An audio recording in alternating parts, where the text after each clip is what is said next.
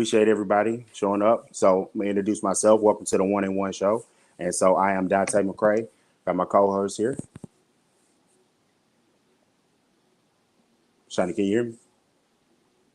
Hey, what's up, man? Yeah, I can hear you. Okay, cool. So we're gonna talk a little bit of sports tonight, man. Yeah, I got you. I can hear you. So I mean, obviously, first off, we're gonna go ahead and get into the NFL. So the biggest, I say the biggest issue. We know Aaron Rodgers is pretty big, but the biggest issue would probably be the trade between the Denver Broncos and the Seattle Seahawks. And so, I mean, to literally go from you start off and say that, hey, you're not going to trade a guy, and that's like the best way to do it. But I didn't believe it. I don't know about you, Shani, but it's just like for you to see the trade go on and see what happened with it. What were your thoughts on it, man?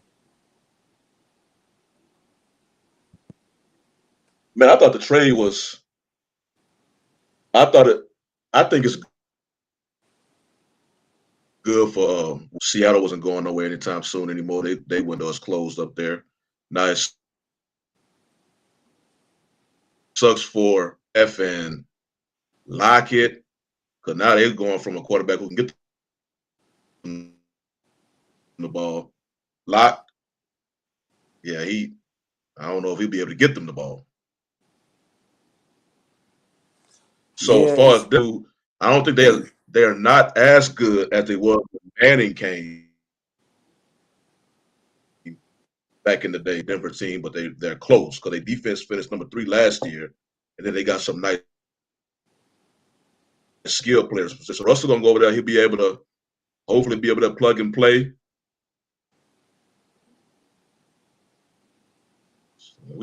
Of course, that was the big news. They ain't going back. I'm happy that the whole Aaron Rodgers stuff was over. Getting tired of that. I was getting tired of that, and I felt like as much as the radio stuff I listened a lot of, like, that was the thing they talked about every 5 minutes. So I'm glad he settled back in Green Bay after some time. He worked that hard to get all that power up there, so I didn't see him. It made no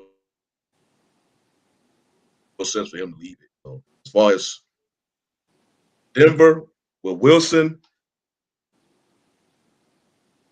and Green Bay, I'm good with that.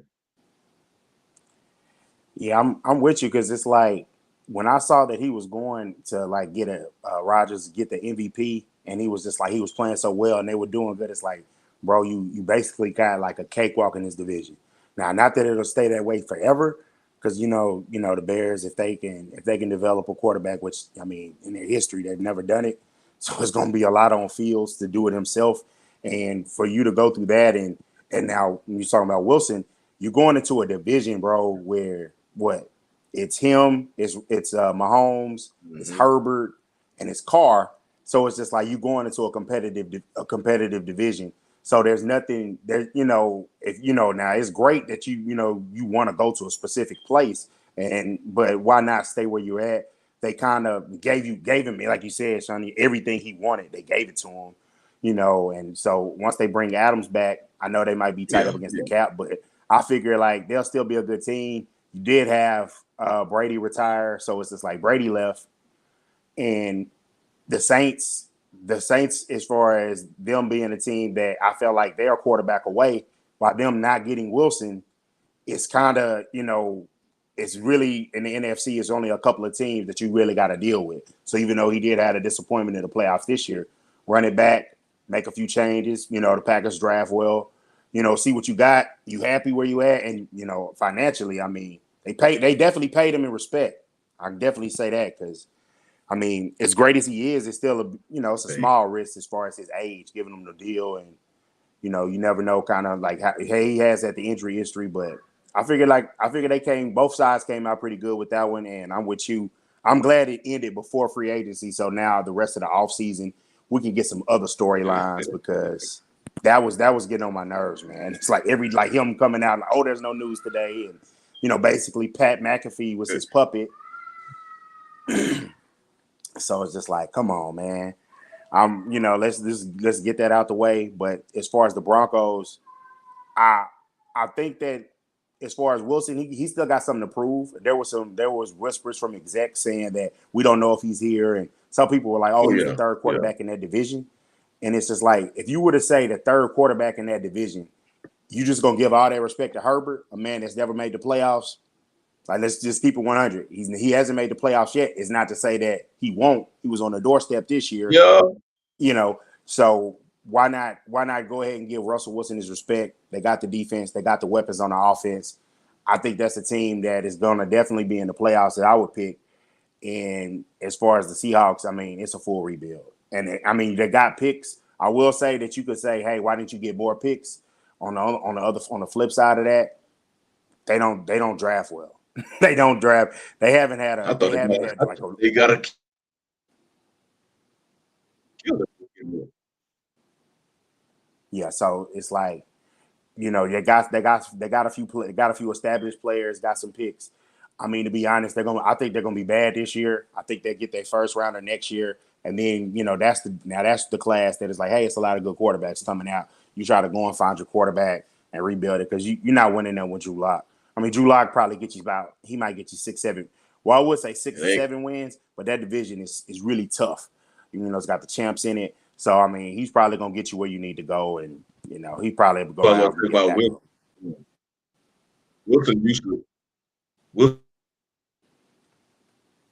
used to playing in the the NFC West. Now he's just basically he's staying in the West. I guess he's just changing conference.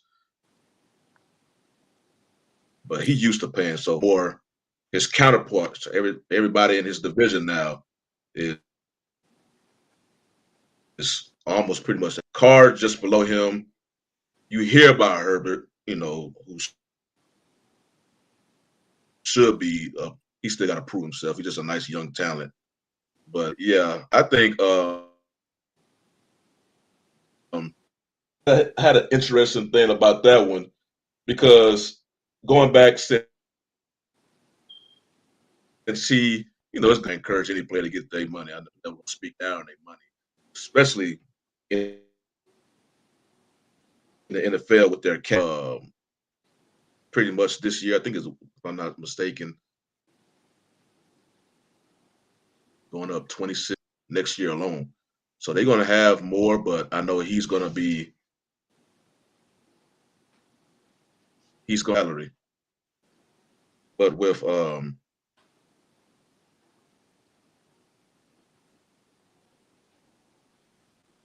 like when my thing with Aaron Rodgers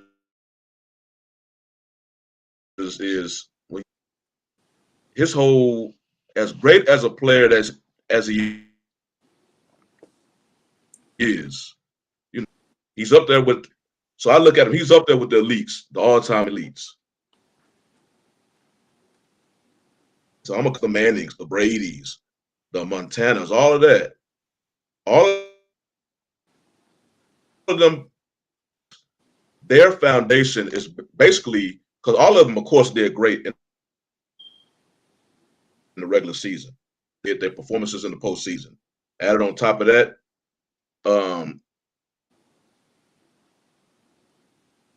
I guess they have the championships to prove it. With Rodgers, as great as a quarterback, all-time greats, his foundation is literally like when you look at so far what he's accomplished in his career, it's basically regular season. He has that one title, but then he also some, I guess, bad losses or whatnot in the postseason. So, and then on top of that, he experiences some bad losses against quarterbacks that's on his level. So, like if you look at Peyton Manning, he was losing a lot of time to Brady. Rodgers, on the other hand, and you get beat, you definitely losing the lesser quarterbacks. You was undefeated against him. Yeah, so his is basically like it's all about the regular season. So understand all that, the accolades, the praise that he gets, it's a different story. But what he does on the field, it's just when I go back and look, basically all we talk about you and everything you've done, it's just basically from the regular season. Have my little spiel about Rodgers on that one. I believe he's a great all-time great quarterback. It basically just stops at regular season for the most part. You only had one season where he went all the way. So, yeah. I mean, I agree with you on that one. I feel like he does get a lot of he gets the, what is it, Stephen A. Smith, he's a bad man. You give him all that praise and you do that. But it's just like, I mean, when it comes to, and he did all that talking about, basically, essentially what he did this offseason is put it in position to be like, y'all need to do better. Y'all need to do better. Y'all need to help me do better. And you put all of that on the organization. Excuse me. And then when it comes time to the playoffs, you come down, you have a great, fantastic drive. You score a touchdown, opening drive, and you're facing a lesser opponent at the quarterback position. But you are facing a good defense. And you mean to tell me that you can't, get more points than what you scored? Like you can't get another touchdown? And it's just like, yeah, sometimes he got to realize it's on him. Hopefully he'll stop with the antics, but he's still showing he wants the attention. the Wilson news drops and everything's going everywhere and it's spreading out about the money. And he's like, hey, I didn't sign to that contract. Hey, bro, chill out on the attention, man. We got it. We gave you your moment. You made the decision. Go ahead and do what just let everything else play out. You amass the power. You coming back, with an organization that you're happy with. But, I'm glad he made the right decision. But moving on to other offseason things that have happened as far as quarterbacks are concerned. So there's a lot of speculation going on about Jimmy Garoppolo. There was rumored that he was going to be traded to the Saints. But as far as other quarterback news that we can confirm, Carson Wentz has been traded to the Washington Commanders. If you don't know, that was formerly the football team, formerly the name we can't say. But it's like he got traded for a second-round pick and a third-round pick in 2022 and a third-round pick in 2023 that can become a second-round pick if he plays 70% of the snaps. So it's one of those deals where, Washington Commanders were in the race for Russell Wilson, but Russell Wilson has the no trade clause. He told them no, and I heard that offer. I'm not sure if it happened or not. I haven't confirmed it. That offer might have involved Chase Young, which is ironic that the Commanders took Chase Young number 2 overall, and in that same draft, Justin Herbert was there. So it's kind of like I know they're kicking themselves right now. They're happy with Chase Young, that rookie year he had, and the kind of impact that he can have on the defensive side of the ball. But this team is definitely, I would say, a quarterback away from being a contending team. They struck out with Wilson, which I figured was the right move, but kind of going and settling for Wentz is, I don't see it. I know they have a few weapons over there in Washington with Terry McLaurin. Sure. I know they signed Curtis Samuel, who was hurt basically the entire season. So you don't know what they have him. I know they have a nice tight end. They have Antonio Gibson at the running back position, and the offensive line still needs a little work. But I think they settled. I'm looking on ESPN Plus, and they gave him a D. I mean, I guess you can't give him an F, but I felt a better fit, and maybe they didn't want to give up the assets, was Jimmy Garoppolo, because he knows how to play on a team with a good defense and not mess it up. What you think, Shani?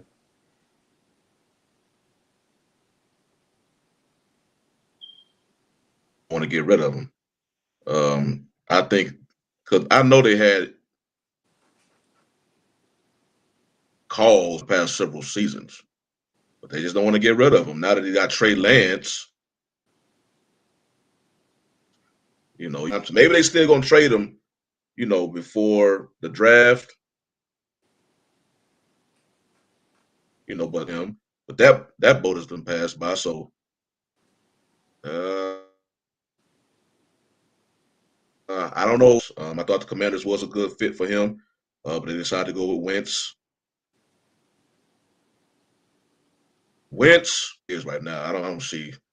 I don't see him all of a sudden have a resurgence. He pretty much just going to.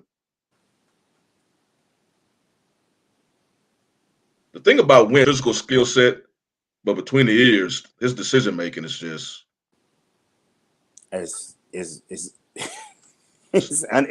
unexplainable sometimes, his decision making. Yeah. And I don't know how you can go from having confidence to turn it around. I guess I know you don't want to have recency bias, but to see that you had a playoff spot on lock, all you had to do is beat the Jaguars.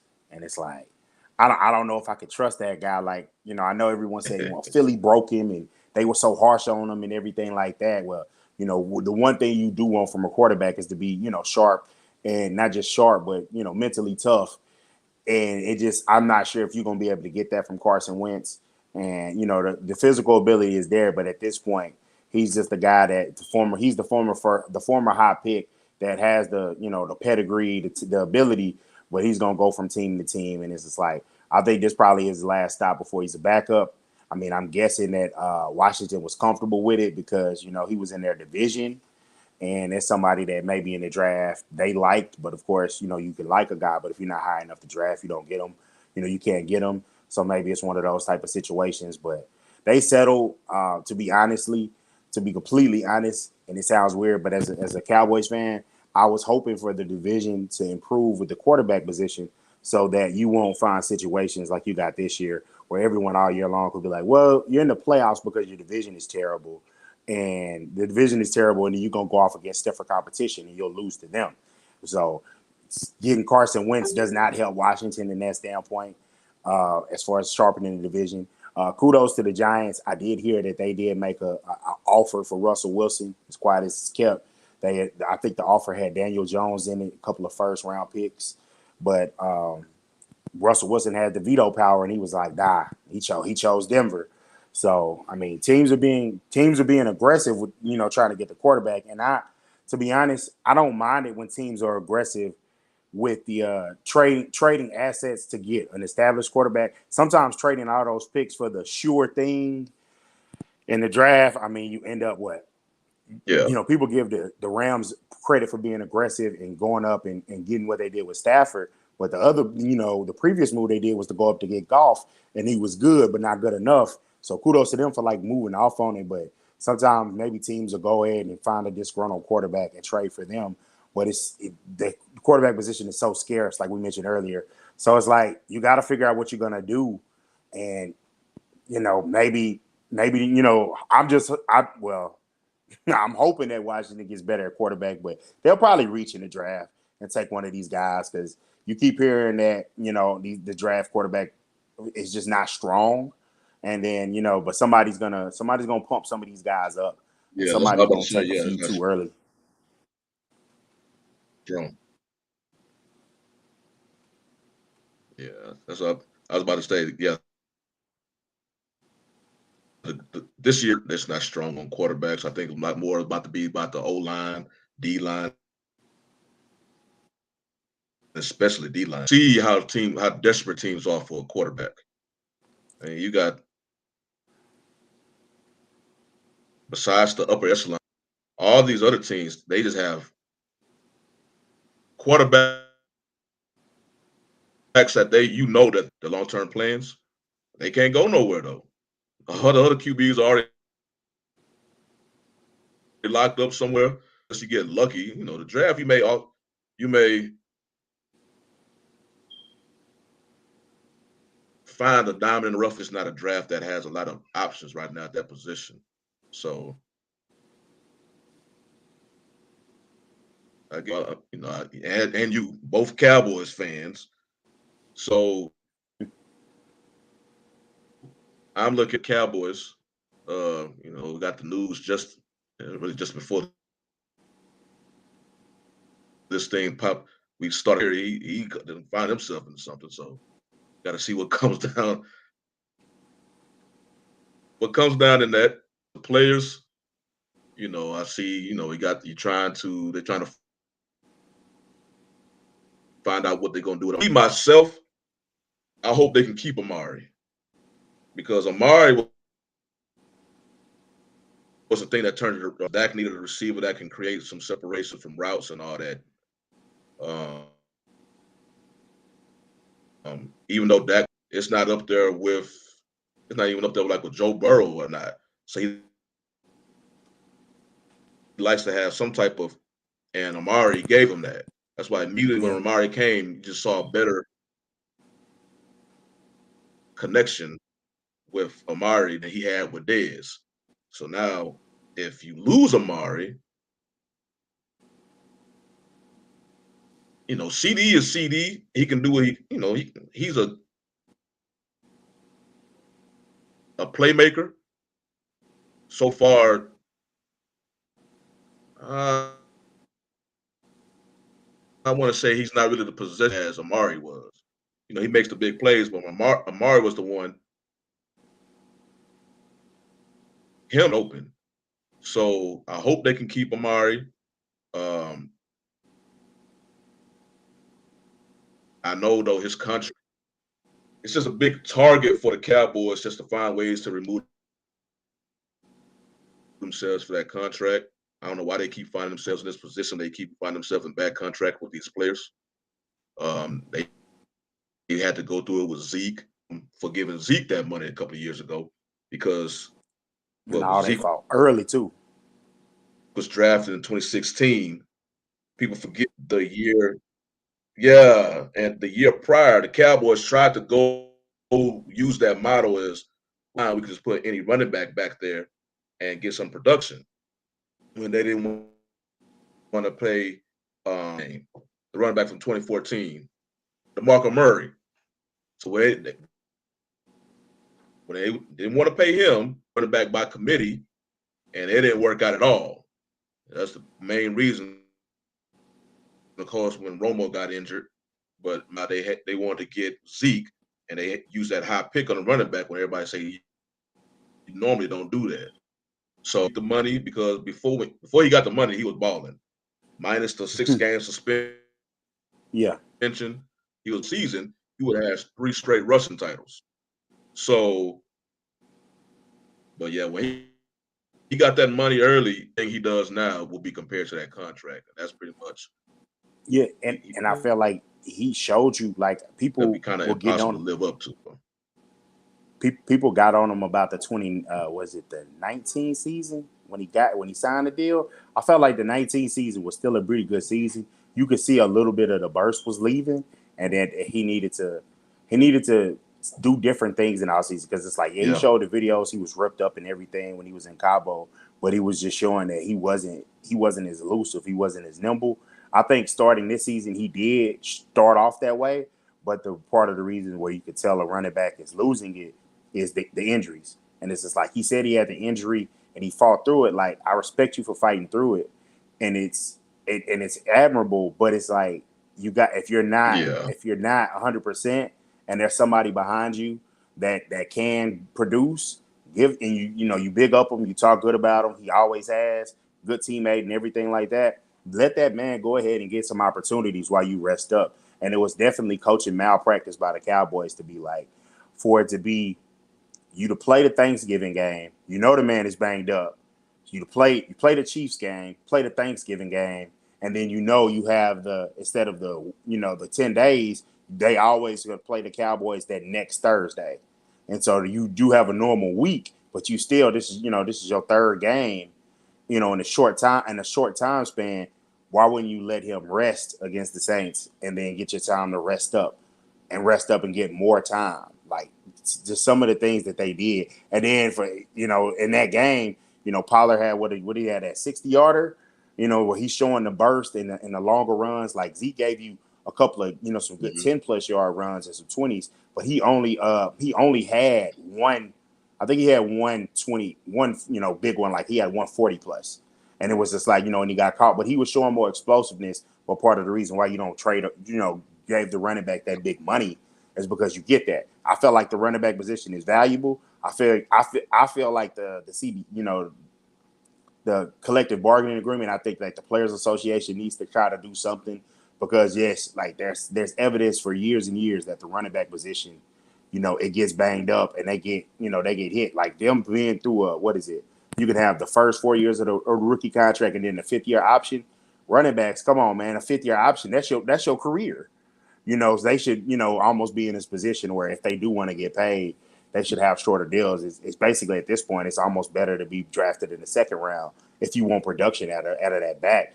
And it's like the Cowboys are stuck with that deal. And if you wonder why they also stuck doing the Jalen Smith deal, to be like, hey, we'll show you, Dak. It's like, you'll show me and sign a bad player that has, one leg.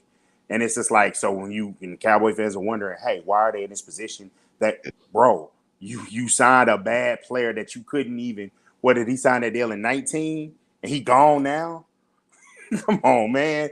Like, you're good at drafting, you're not good at evaluating who you can get for the next contract. So they have to do, and like Stephen Jones is trying to come in and be like, he's not Jerry, he doesn't do this. But it's like, bro, you acquiesce to all these agents. You do. You play hard, and then the players put you in position, and then you sign them. And so it's just like, and you're in this situation again. And I'm pretty sure, unless they learn from it, they're going to get in the same situation with Schultz, which I don't know how you let Dalton Schultz put you in a tough position. I don't know how that happens. I don't know why they franchise tagged him. I guess part of it was, your backup plan was Blake Jarwin, but as a team, you knew medically something probably wasn't right with him. They had to have known before the public known. I don't know why you didn't just go to the market And, you know, like an OJ Howard might be available. I figure what Dalton Schultz does, you can find someone else to do it. Maybe I'm proven wrong, but I need to see it because he's not really explosive. He does, you know, he did have 8 touchdowns this year, and he, you know, and he is reliable on third down. And Dak trusts him. But part of the reason why Dak trusted him was because the offensive line was bad and the tight end, you know, that's the tight end and the running back are the easier players for a quarterback to jump it off to. And so it's like that Cowboys, it's going to be a long off season. And it's like the frustrating thing is it's going to be a lot of different stuff that comes out and it'll all come out in the wash, but it's just going to be a long, probably frustrating off season because I don't see the team making a lot of improvements.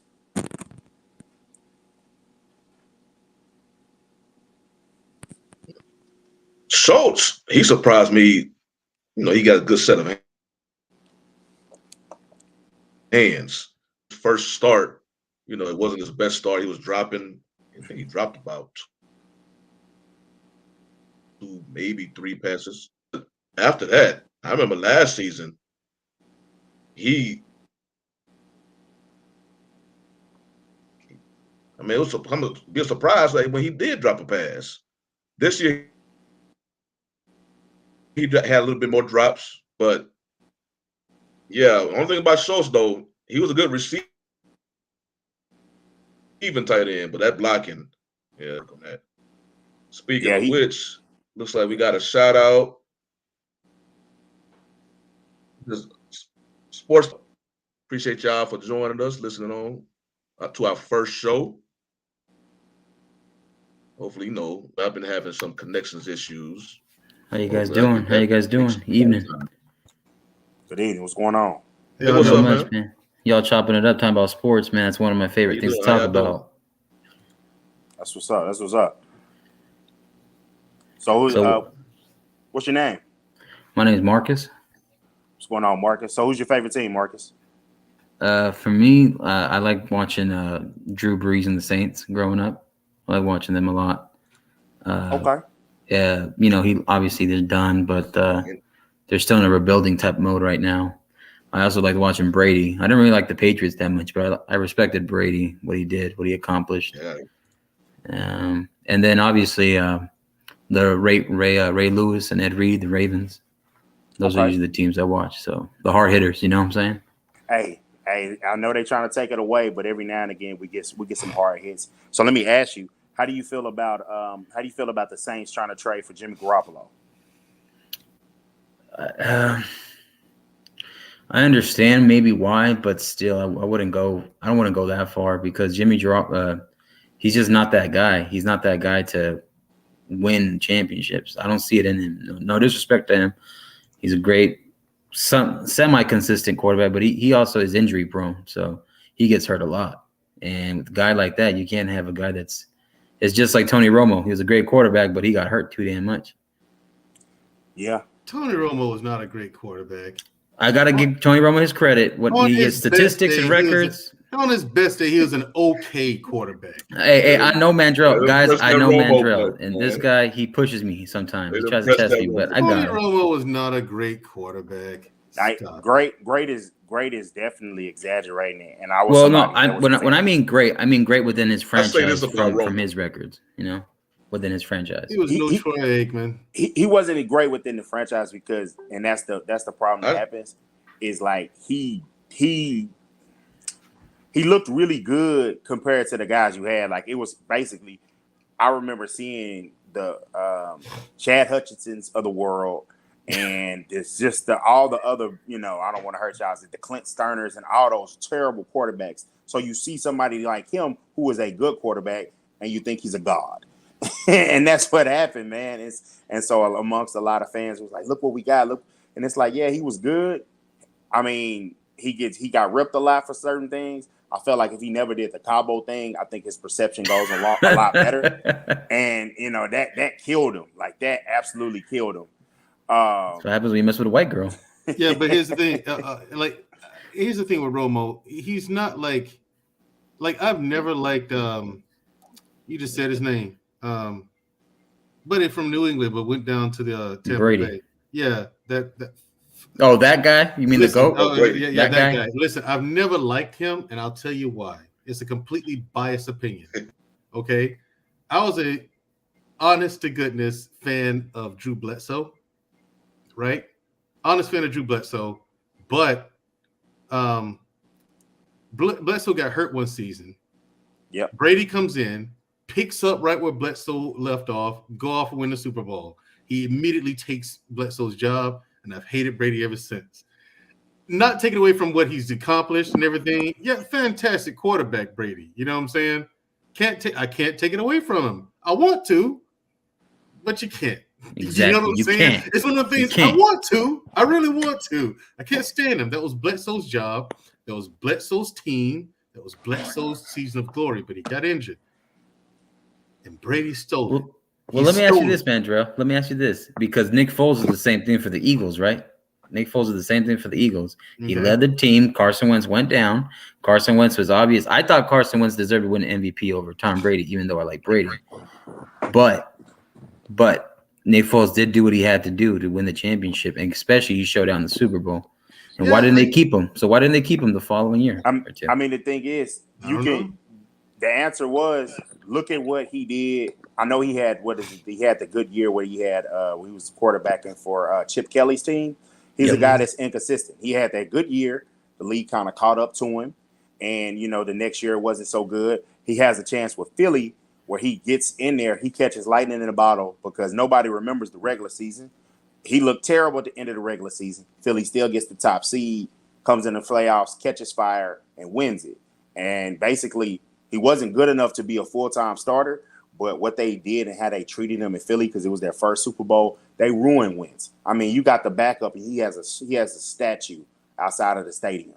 But I'm the starter. I mean, isn't that crazy? Yep. It's the most Eagle thing ever. Here's what I think it is. Honestly, I think it's because they invest so much money into someone else. Like, say you spent $60 million on your quarterback, right?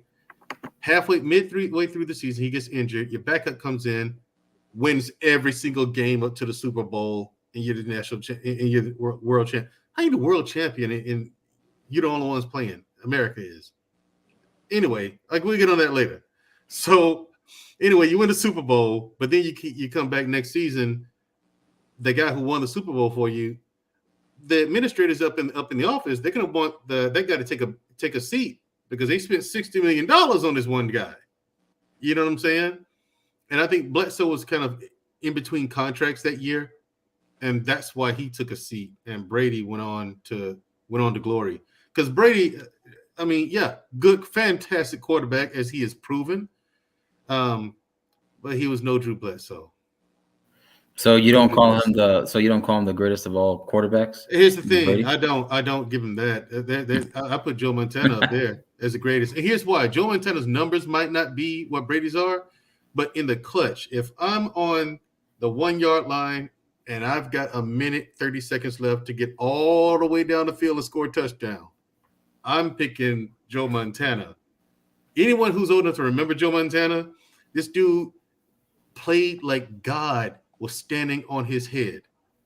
Seriously, this dude will make the impossible possible, and he'd march you down the field, eating up the clock at the same time, and score a touchdown, putting the opposing team with no time left to come back. It was amazing to watch Joe Montana play football, man. But he was injury prone too. But San Francisco always had good quarterbacks. Right after Montana, Steve Young stepped up. Yeah, Steve Young stepped up. San Francisco, they stayed laced with really good quarterbacks. Dallas, they've had a few in the franchise history. Troy Aikman was one of them. I was never a big fan of his, but I was a fan of the Cowboys. Yeah, that Starback. Yeah, just those two. Right. Like I said, they've had a couple in the franchise's history. But that's about it. Aikman was he was a pretty good quarterback. He had the advantage of having a fantastic team around him. That's what made Aikman look good. The team made him look good. Montana's been on some shit teams, absolute terrible teams, and made them look like, when he was at the Chiefs, they stayed winning games. The only time they fell off was when Montana got hurt. That was it. And Denver, they've had two good quarterbacks. I'm gonna turn into Stephen A. Smith right now. They had John Elway and one other. That was it. They had some good running backs though. They've had a couple of good running backs. How dare you say Tom Brady's not the greatest quarterback of all time? All the records, all the stats, all the rings. Here's the thing. He's never been on a crap team, so we can't put him in there. The other one's like despicable. Brady? Yeah, he's never been on a crap team. Also, Dan Marino. I put Dan Marino above Brady. Marino took an absolutely nothing team in Miami and threw for 5,000 yards. Abysmal. Back when 5,000 yards was unspeakable. No one throws for 5,000 yards in a season. Like, that was ridiculous. But it also shows that if your quarterback is throwing for 5,000 yards, you're overworking him. Same thing with your running back. He's running for 2,000 yards in the season. You're overworking him. Stop. Let's talk about the NBA before this guy gives me a heart attack. I hate the NBA, so I got nothing to say. Fellas, y'all watch boxing? Y'all watch boxing? Casual fan. Okay. We got who's your favorite boxer? Right now, pound for pound. You don't have a favorite, all right? I like the what's the name kid. I like the kid from over here in Dallas area, Spence. I like him. Okay, Errol Spence. You like to? Okay, you know what? I'll give you Spence. I like Spence too. You can't deny the skills. You know what I'm saying? You can't deny it. Shawnee. To be honest, I gotta let y'all have the boxing one. I haven't really followed boxing for the most part, just because I feel like you got to be a boxing enthusiast now to follow boxing compared to how it was in the 90s when they was making a point to get the bigger fighters to fight each other. So, when they had the bigger fighters fight each other, it brought more publicity. We just had that though. Yeah. We're the number one and number two boxing. Like it's boxing. Yeah, I'm with you. Like the heavyweight division. Exactly. Yeah, that's what I'm talking. Yeah. Boxing period right now is laced with talent. You got for me, pound for pound, my favorite is Terence Crawford. Pound for pound, I think he's the best in the world. Period. I think he beats Spence if they ever fight. I mean, because that's the biggest fight in boxing now. I would like to see that fight. Right. Now that Wilder and Fury, that saga is over, that's the biggest fight in boxing. Terence Crawford versus Errol Spence. Now who's going to win? My money's on Crawford, but at the same time, Spence is no slouch. Like Crawford's going to have to be careful with that one. He's going to have to come out his bag, in my opinion. Marcus, what you got? Pound for pound, best in the world. Knowing that I'm the token Mexican here in the panel, y'all are gonna think I'm a Saul Canelo Alvarez fan. But Triple G is actually one of my favorites to watch. Okay. Triple G got robbed. Triple G got robbed that first fight against Canelo. That was an atrocious atrocity. All right. And I also got to go with Tyson Fury. He's great. He's a chess master. And that's a problem with Deontay Wilder. Deontay was playing checkers while Fury was playing chess. Did you watch the third fight? I watched the whole trilogy. Bro, listen, you two, Dante, Shawnee, you want to see a fight? Go to YouTube, watch Deontay Wilder versus Tyson Fury 3. That is a fight. I would have paid $500 to watch that fight. I'm not gonna lie. I was on Twitter. I bought the second fight, and after the second one, I was like, I don't know if I want to buy the third one because I was rooting for. I knew that Fury was really good. I was rooting for Wilder, so I'm on Twitter reading the updates, and everyone was like, "Hey, this is the fight we should have got." And I was like, I'm telling you, see that second fight, something was wrong with Wilder. I don't know what, but not even from the opening bell, when he got into the ring, you can tell he like something's up with him. And as soon as the bell rung, he never had his legs underneath him. He was blinking his eyes all the time. I was like, yeah, what is going on here? And I'm not the only one who noticed either. You know what I'm saying? He was just off. That third fight, though, that's a fight you pay your money to see. How much total knockdowns was in that third fight? I don't know. I think it's like 6. Yeah, I watched some highlights of it. Right, they went at it. Both was knocking each other down. Right, that was a. And so with that one, that's why no one's interested in seeing Wilder and Fury fight any other heavyweight. It's like, okay, honestly, and people have made a big deal of AJ, but AJ is a big weightlifting bum.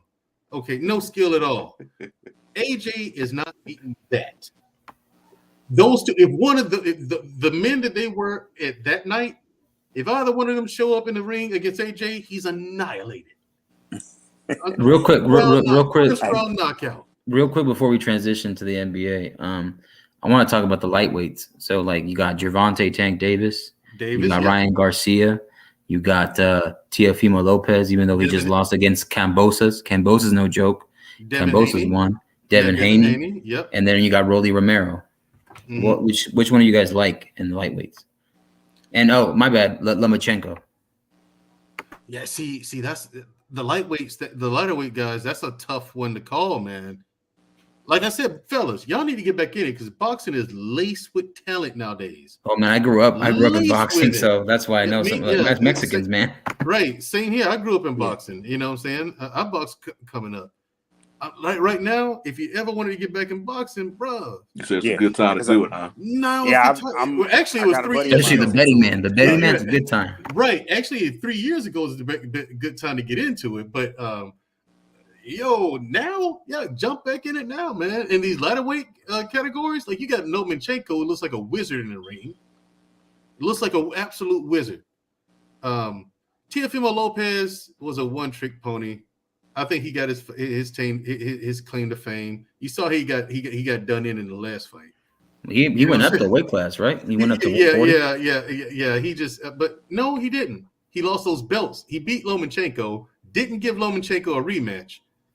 And then he tried to get another fight, another tune-up fight before he jumped up in weight class. He ended up getting done in. He tried to play all these games with Bob Arum and the promoters and stuff like that, and all of them were like, okay, you better not lose. Right. If you're gonna play that game like that with the people with the money, you better not lose. And he lost. Good luck getting another title shot. Screwed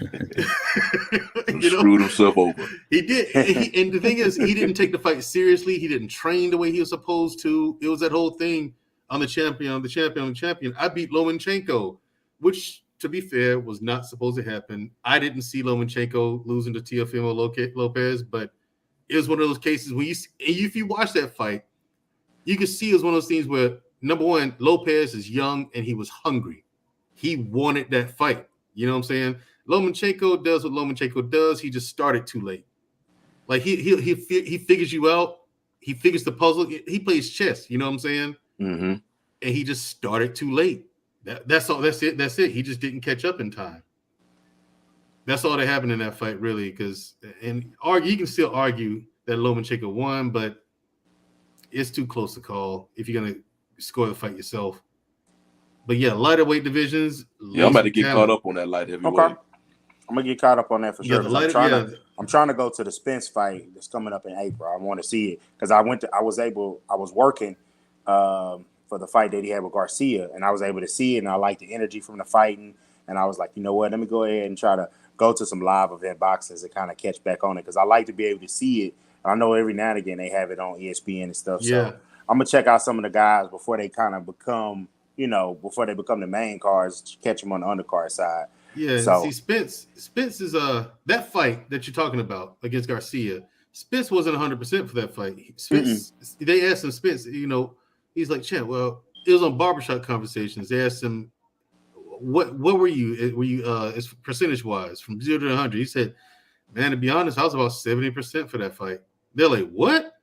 Because you remember he had that. If he had that car accident. Yeah, the car crash. Yeah. Yeah. Mm-hmm. Now, if you saw the video, have you all seen the video of that? Yes. I think I've seen it one time. Right. How do you live through that? The was just mangled. Right. It was mangled because the traffic cam footage showed it was just flipping over and over and over and over and over. And I was like, yo, he's lucky to be alive. Yeah. You normally don't survive that one. And to get back in the ring a year later and work like that, yeah, he's a tough one. That's why the fight to make is him and Terence Crawford. And Crawford, he's the most skilled boxer to come through boxing in a very, very long time. If you're talking about just raw skill, just skill. If you don't beat Crawford in the first 4 rounds, you're not winning. You got to get him in 4. You got to get him. If you don't get him in the first 4, tough luck. He figured you out now. He's going to piece you up. He's just going to piece you up until you get knocked out. Look at his fight against his last fight against Sean Porter. The 10th round came, he dropped Porter twice. And then Porter sitting there swinging, and Bud, his nickname Bud. But yeah, I'm telling you, look, bro, that is the most skilled fighter to come through boxing in a very long. I'm talking about the last 20, 30 years, easily. It's easily him and Lomachenko. I put Lomachenko as far as skill go. Lomachenko about second. okay. I'm definitely gonna catch up on them for sure. So we're gonna transition. You know, we was talking about boxing and heavyweight matches and big fights coming up. I think in the NBA, I know it's about the last little bit of the season. Mm-hmm. I think that for the first time in a long time, the NBA the East is the conference that's gonna have the best matchups. Because I'm looking at the standings right here. So if you were to be today, I know they had a play-in. I'm thinking, I don't know if Atlanta or Charlotte can win. So I'm thinking you're going to be looking at having Brooklyn as the 8 seed, and you're going to have Miami as the 1 seed. That's a series that I want to see because I want to see with Brooklyn if they ever get Simmons, and I want to see what they put it all together with. So you got that as the 1-8. And as far as the 3-6, that'll be Philadelphia and Cleveland. I think that's a round where they're going to kind of warm up. And then hopefully if Harden is right, Embiid is playing like an MVP. And it's just kind of like the West is kind of like you kind of figure that it's Golden State. I'll say it's Golden State, it's the Suns, and it's the Mavs. And then everybody else, because the Mavs are kind of like a surprise. I didn't expect this from them. I don't really see much else interesting over there until maybe you get to the conference finals. But the East, I think the whole playoffs will be pretty interesting because I mean you got better teams over there right now. I mean, I know that the records from the West, at the top may be a little better, but the overall from the conference, if you look at the bottom, you got Brooklyn at the bottom. Whereas I don't want to talk about the bottom of the West because that's my team is in the 9th seed, so I don't really want to speak on that. I know my team right now is dead last, so your team doing better than mine. I mean, I guess it all depends on expectations, and I didn't see it going this bad for the Lakers, and I didn't want to say their names because I know a lot of problems with NBA coverage is you're talking about them, but it's like look at all these other good stories. That's why I mentioned the Heat being up there because the Heat, which it's kind of weird. The Heat have that culture. They don't have the talent as some of the other teams. Now they got a good, solid, good quality team, but the culture and the way they play, which is gonna be a big thing as to why they're gonna go far. But I still think I know people are hyped up on the Sixers. I know people are like, oh, Brooklyn, they just got to get in. I'm still rolling with the Bucks as far as the best because they had a long season, and I know like people may not want to hear it, but the teams finished playing last season in what was that like July, and so they still had a longer season than you normally would have in the NBA, and a lot of the guys from the Bucks went and played in the Olympics, so it's just like they were doing like some teams do. They're using the regular season to kind of like, hey, let us get right. They guys have been in and out of the lineup. And I know they had the Lopez injury, but if Ibaka can give them anything, you can have a lineup to where you have 4 guys on the floor that can shoot in Giannis, and that's his weakness. And I figure, like, I know people love KD. They love Durant. They love what Curry's doing. They love what Luka's doing. But all this best player and the best player on the planet, I mean, that's Giannis. I mean, you have a guy drop a 50-piece in the closeout game, and he was hitting his free throws. That's the vision of what he could be at his absolute peak, and he showed you that. And this is like, I respect what KD did. I know people talk about the foot on the line, but at his absolute best, that guy's team were able to beat his. And I know people bring up the injuries. If you go back and look at all the champions, there's injuries every year. I mean, for goodness sake, the first year Kobe and Shaq won, Duncan was hurt. I mean, there's always injuries, and over time, you don't remember them. I think the Bucks are kind of getting slept on. I know people are like, hey, Miami. And it's just like, I understand that they're there, but who's the one guy you're going to give the ball to and depend on them to get it done? So I'm still rolling with the Bucks. I think it'll be interesting. I'm hoping that the Nets don't get put out in the first. Well, I'm kind of hoping they do get put out in the first round. I was going to say, don't you want them out earlier? I want as less attention on what's the dumpster fire in LA as possible because there's not more than a slight chance they might slip out into the 11th seed and they might not even touch the play-in. Here's the thing. Here's the thing, and I'm sorry. I don't mean to cut you off, but I'll go ahead.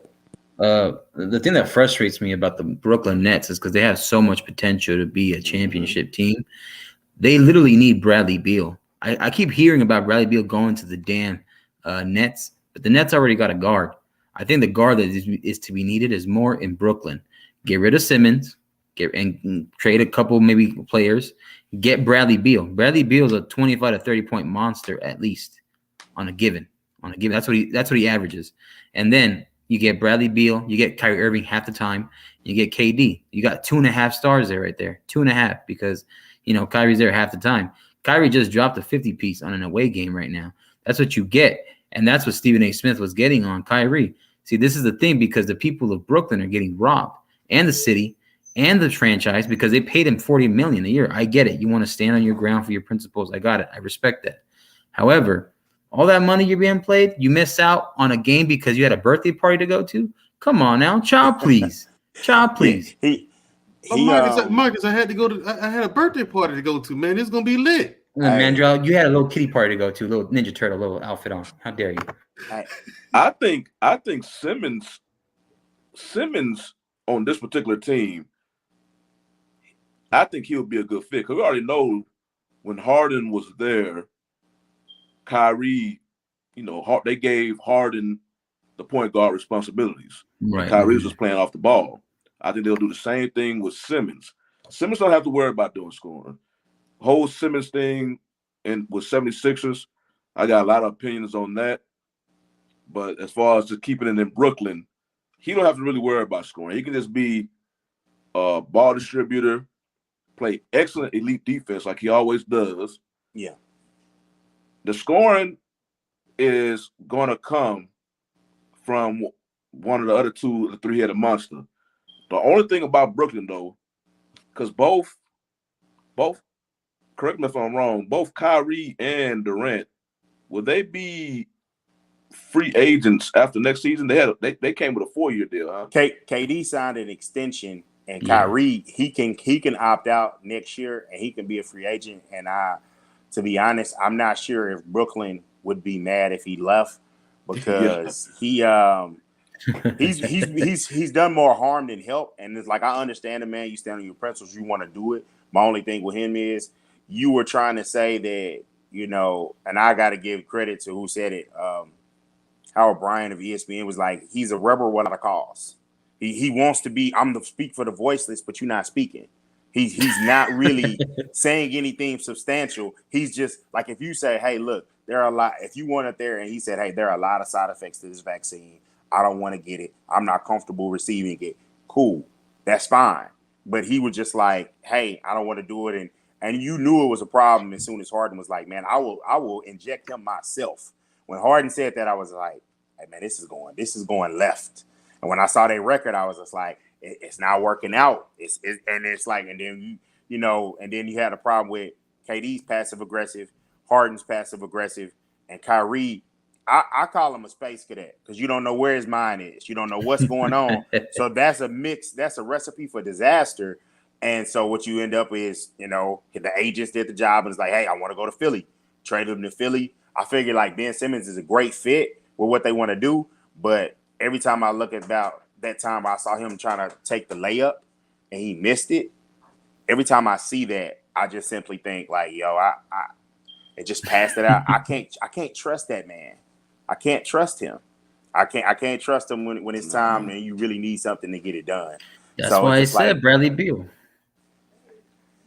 I think Bradley Beal will be a good fit, but right now, the Nets, they have the potential, or basically on the road, with it's probably been the worst basketball, the most disappointing basketball type experience. Because they had so much, especially when they landed Harden from Houston. Durant, Irving, Harden, you already had them going to the title with them three. They didn't play their first year because both Durant and Irving got hurt. So Brooklyn, because Durant was still recuperating from his injury from the finals. Yeah. Irving, I believe, got hurt sometime during the season and whatnot. So Brooklyn was always like, okay, scratch year one. It's all about year two. Year two came into play. You saw the potential because especially once they got Harden fairly early, and he just saw him when all three was on the court. He was like, "Damn, this team can." They like offensively, they're unstoppable. But I think, and what was that 2020? They only last time I checked, they only played 16. I think the magic number was 16. And what I always say is, and I stand by this, when the trade was made, people were like, "Oh man, I was like, bro, it's not gonna work out in the end. You got two guys that need the ball. KD can work with anyone. I mean, he played with Westbrook for how long? When he gets his chance, he's probably the most efficient scorer in NBA history, as far as where he can score from and what he can do. And it's like, he's fine, but you need somebody else to set the table. Kyrie can't set the table. He is one of the guys, and like nobody will remember him as this. He's basically the role Iverson played, where you're really more of a two guard and a scoring guard, but you're a point guard size. And it's just like, he can't really facilitate. He can't really set the table. So he has to have the ball. And so does James. And that's what James is. If he's going to be successful, he'll be able to do it up in Philly. But I never really saw it going. And I always say that when you go for that third star, you gut your team. And look at the guys that they've given up. Like, I know people want to rag on the Lakers and what they've given up. None of the guys they've given up are winning the championship anytime soon.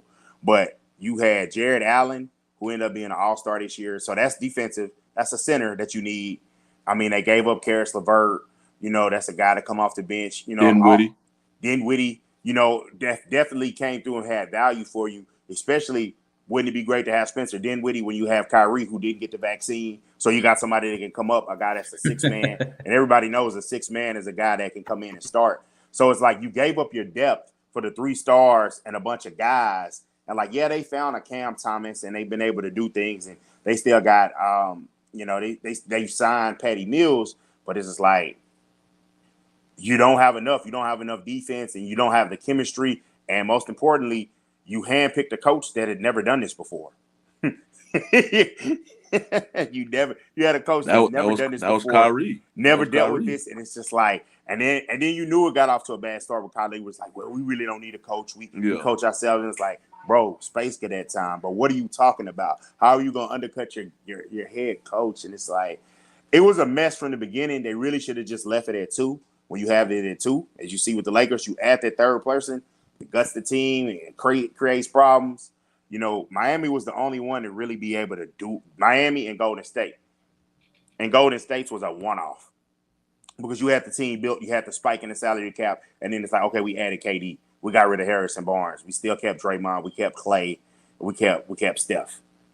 We kept Iggy. So it's just like, that's a one-off. But normally adding the 3 guys, it doesn't work. And even in the fact that they had the 3 stars, they had the 2 championships, and then of course, we know what happens at the end. The Toronto Raptors knocked them off, but it's like, stick with the 2 and build the depth around them. And that's what I'm saying. Going for Bill's not who we saying he is.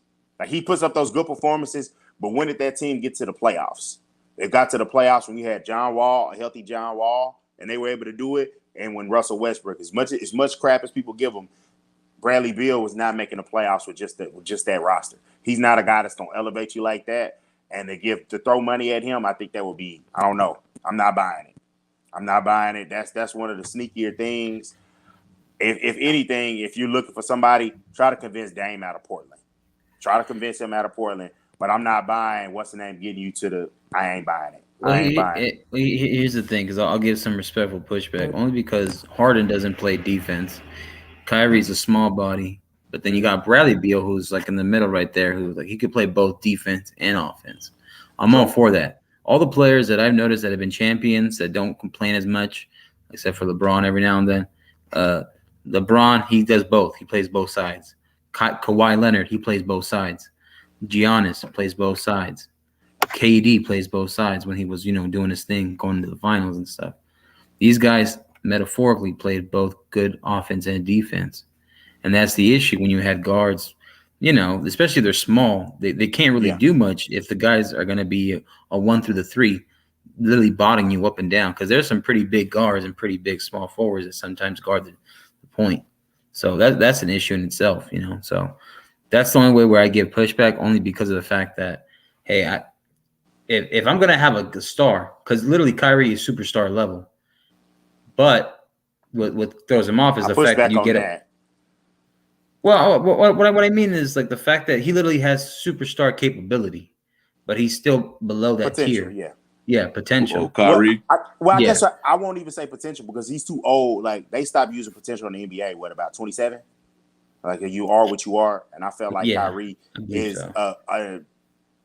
I don't know. He's an offensively gifted player, but he's not a player that's going to lead a team and do anything. So I don't put him in the Kyrie superstar had category. multiple chances to show Yeah, some type of leadership, and it's just every team he went. Because you remember when Kyrie was in Cleveland, what they had? lottery. Yeah, twice. Yeah, They earned the number one pick. experienced the success until LeBron came there. Then he went with Boston, and they didn't really do nothing. They heard all They types went to of the stuff. East Finals without him. Yeah, so his leadership thing, he might as well. That's not his thing. I mean, he tries to be a leader. I remember, they tried to bring up when they went to the bubble. He was trying to be a leader, even though he wasn't in the bubble. He was trying to tell the other players, you don't need to be playing during that whole climate that was going on. Yeah. No, obviously nobody listened to him. So leadership with Kyrie, he's gifted. He's gifted on the court. But leadership, and that's why Brooklyn is in the position that they are now.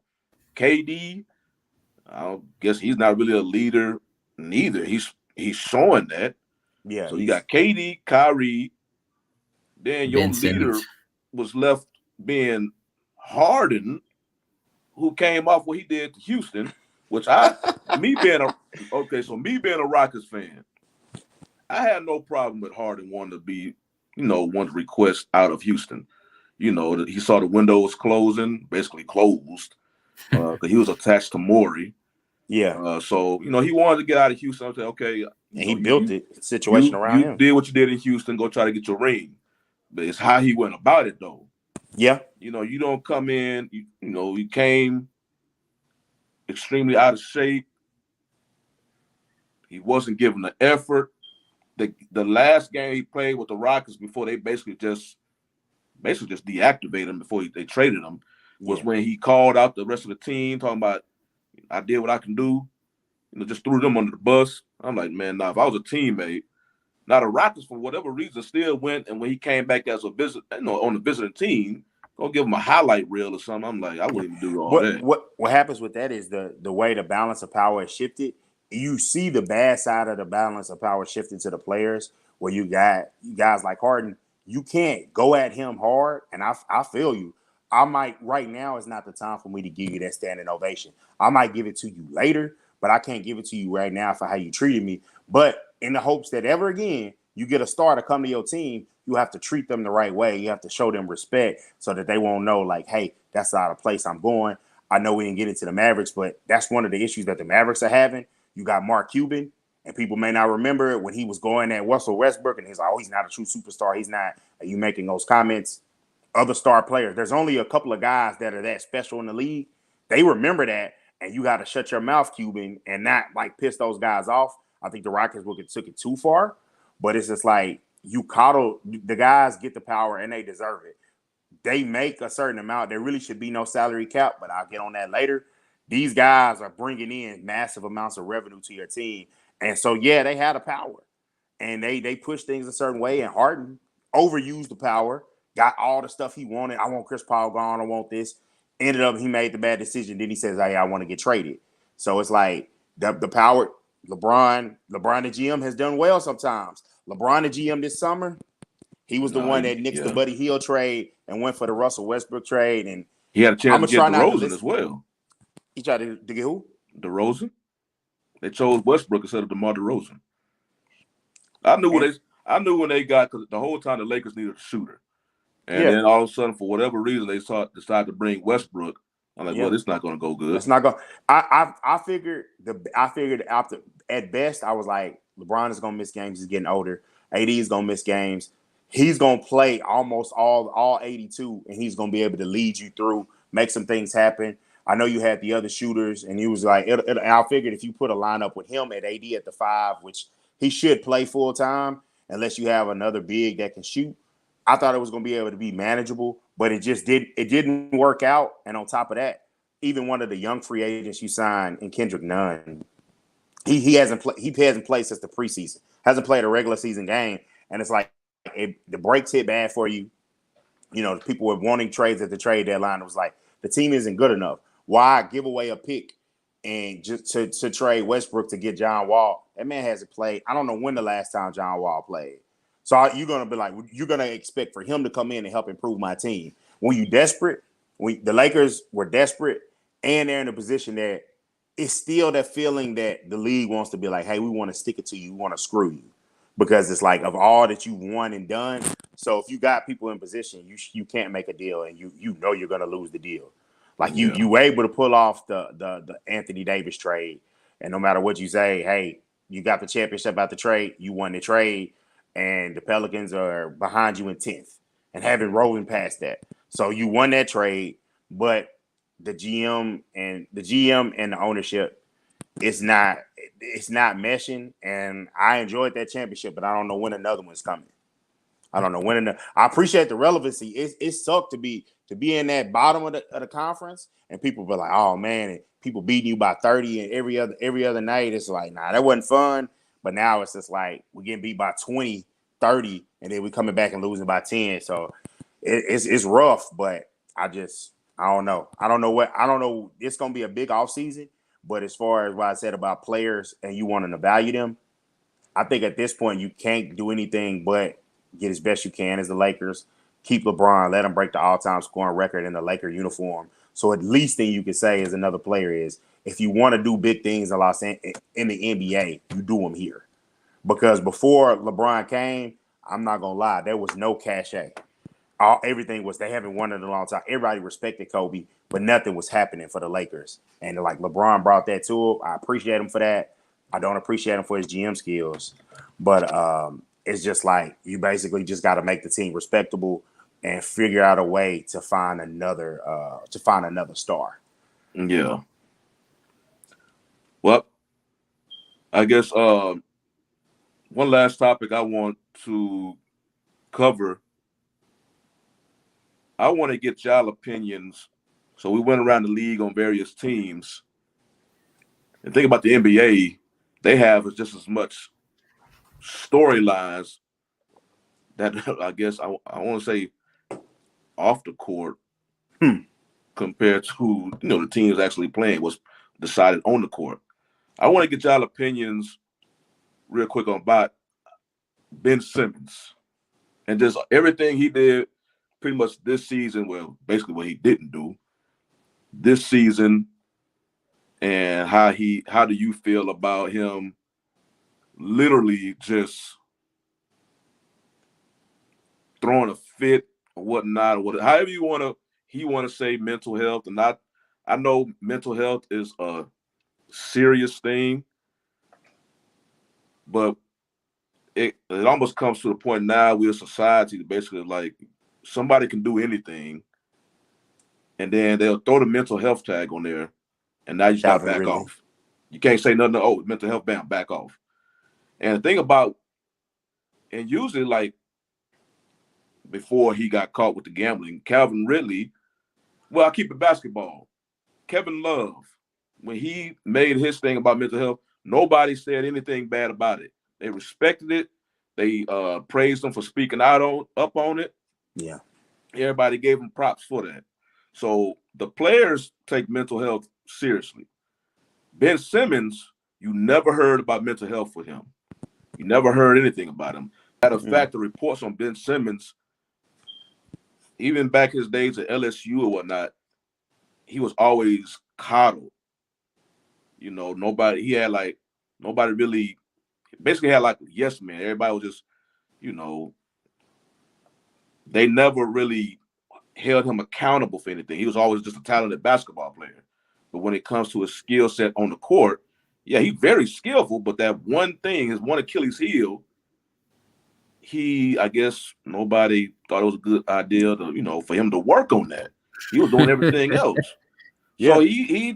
So he was able to build, able to go through one season at LSU, get drafted, get out of there. Come to the NBA, he was able to, that particular skill set was able to be hidden. I want to say hidden, but it didn't really come to bite him as hard, throughout his career until it finally came to light last season in that Game 7. And all what he did and whatnot when he didn't want to shoot a layup because he didn't want to go to the free throw line. So Game 7, emotions are high. They lose the game. Especially, it's not even from that missed free throw, or not even missed free throw, but his fourth quarter stats alone. So his coach and the best player on the team, they pissed off. So they had something to say about it in the immediate comments after the game.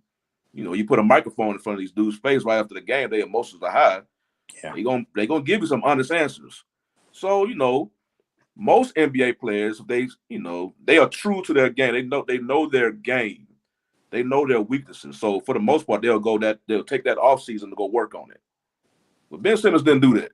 He gets mad at basically the coach and the other star player for saying it's, kind of throwing him out, however you want to call it. It's basically vent their frustrations. So now he came back. I don't want to play no more. I don't want to play for this team no more. And then it turns back. He, you heard reports out there basically he didn't want to play for Philly anymore. So he was doing everything he could not to get on that court. So Philly came back. Okay, you want to get on the court? Just like any other profession out there in the workforce, if you don't work, you're not going to get paid. So Philly said, okay, we're going to start taking from your, start finding you. Just kind of keep a little pot going on over here. Basically, you'll get it when you come back and report to work. Well, he didn't want to come back. So, now all of a sudden the mental health thing is coming to play. Because, if you use that gives you, okay, now give me my money back. But now, so fast forward through all that, now he's with Brooklyn. Now, remember, dude hasn't played with the NBA season started late this year. So in December, the first 2.5 months. I started on time. It started in October. It started in October? Okay, so he didn't play all season. And then he gets to, so I don't know what he was doing during that time he wasn't playing. I hope, hopefully he was staying in some type of shape. I understand game shape, you're going to really only get that while playing the game. Also, he gets traded to Brooklyn. Now he still hasn't touched the court. Now he's saying it's a back injury. I don't know what he was doing when he was off the court. So I don't know about, then of course he's not going to play tomorrow, but they say he's going to be in the building. He's going to be on the bench. So I don't shocker. know what a surprise. Doing. To me, as a professional ball player,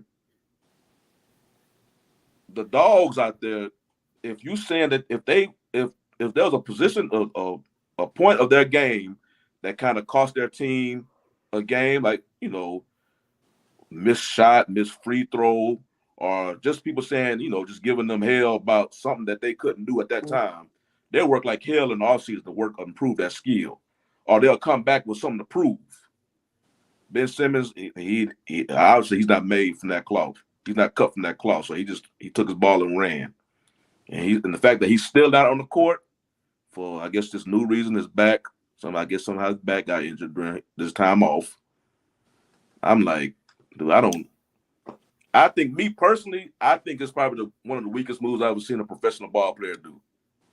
Here's the thing. There's two reasons why. First of all, his name's not Ben Simmons. It's Brick Simmons. Next thing you know. The second thing is the Kardashian curse. The Kardashian curse exists. Because once he started dating a Kardashian, his juju went bad. Like 3 or 4 years ago, right? He was dating her, right? It went bad. That was terrible. Terrible. And then he's not just airballing a free throw. He's shooting over the backboard. That don't happen. How dare you? How dare the city of what was he? He was playing Philly, right? All the time. City of Philly needs to have some logic and not give a guy like that those kind of stats. Give a guy like that amount of money. They gave him so much money for what? I mean, he was a first round. He was the number 1 overall pick, and so he has the ability. And I know we got to wrap it up here, so we got a little bit of time left.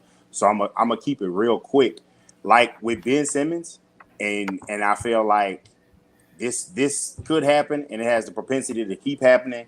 we're taking mental health seriously, but we're gonna take a step back if you're lying about it. And I feel that Ben Simmons, some of it may be he was injured, some of it may be that okay, you had mental health, and then as soon as you get traded, you leave, so that looks bad.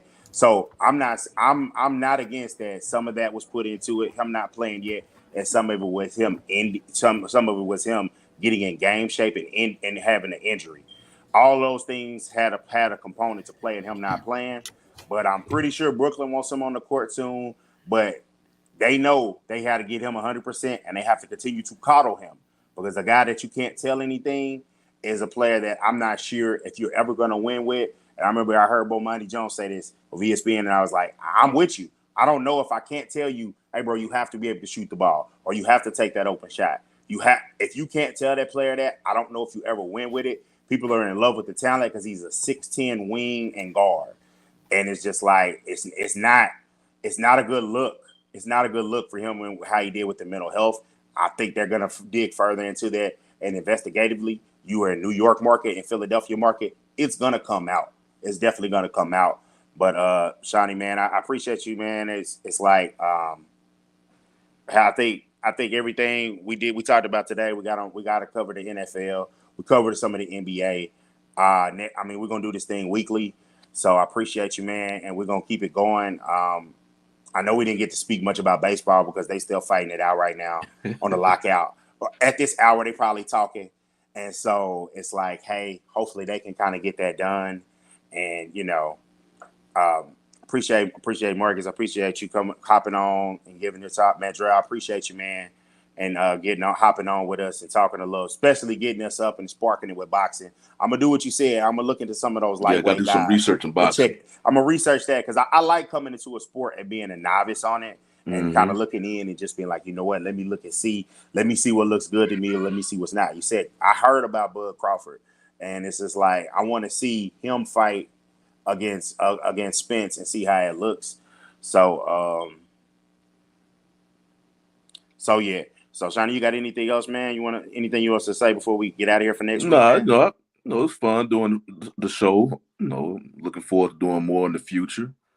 If anything, we love talking sports, so this was a effortless thing to do. Yeah, I appreciate everybody, for Marcus and Mandrea to hit us up, join us, chat it up with us a little bit. And I guess I'll see you guys next week. All right, Black Man Unfiltered Network, man. We appreciate you, man. Definitely appreciate it, man. Dwayne. Hey, so this is a 1-in-1 sports show. We will see you guys next week, and we are out. Peace.